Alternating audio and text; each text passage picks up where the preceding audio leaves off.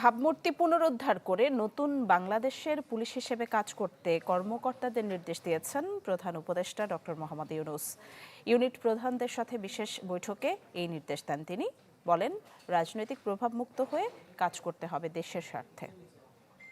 হজ করেছি, ব্যাংকে কি করে টাকা জমাই বলেন? ইউসিবি তাকওয়া, পরিপূর্ণ ইসলামিক পন্থায় পরিচালিত banking.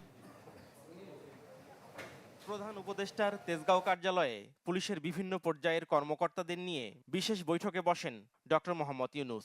Police super, range DIG, মহানগর পুলিশ কমিশনার সব ইউনিট প্রধান অংশ নেন বৈঠকে। পুলিশ কর্মকর্তারা আইন শৃঙ্খলা রক্ষা ও বাহিনী পরিচালনায় তাদের সীমাবদ্ধতার কথা সরকার প্রধানের কাছে তুলে ধরেন। তোমাদের তরফ থেকে কথাগুলো শুনে খুব খারাপ লাগলো, যে এই অবস্থার মধ্যে তোমাদেরকে কাজ করতে আমরা ঠেলে দিয়েছি, যে করো। পুলিশ বাহিনীকে রাজনৈতিক প্রভাব মুক্ত রেখে পেশাদারিত্বের সাথে পরিচালনার নির্দেশ দেন ডক্টর ইউনূস। বলেন, জনগণের সেবায় এমন ভূমিকা রাখতে হবে যাতে মানুষ অতীত ভুলে যায়। আমরা শুধু পুলিশ বাহিনী না, আমরা নতুন বাংলাদেশের পুলিশ বাহিনী। এই ক্যারেক্টারটা জন্য দেখলে মনে হচ্ছে না, এই লোকটা, এই পুলিশটা নতুন বাংলাদেশের পুলিশ।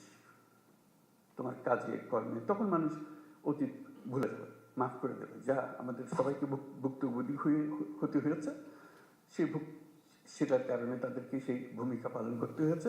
এখন সুযোগ পেয়েছে, তারা নিজের চরিত্র নিজের ভাবে উন্মোচন করেছে যে আমি নতুন বাংলাদেশের পুলিশ।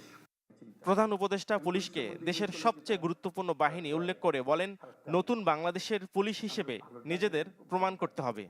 আমাদের পুরো বাহিনীটা নিয়োজিত, একজন দুজন করা সেটা ঠিক আছে, খারাপ না, কিন্তু তাতে বাহিনী পাল্টায় না। বাহিনী সামগ্রিকভাবে একটা কাঠামো। নতুনভাবে বাংলাদেশ গড়ার যে সুযোগ এসেছে তা বাস্তবায়ন করতে পুলিশ বাহিনীকে গুরুত্বপূর্ণ ভূমিকা রাখার আহ্বান জানান প্রধান উপদেষ্টা। নাফিউল ইসলাম লিংকন, চ্যানেল 24, ঢাকা।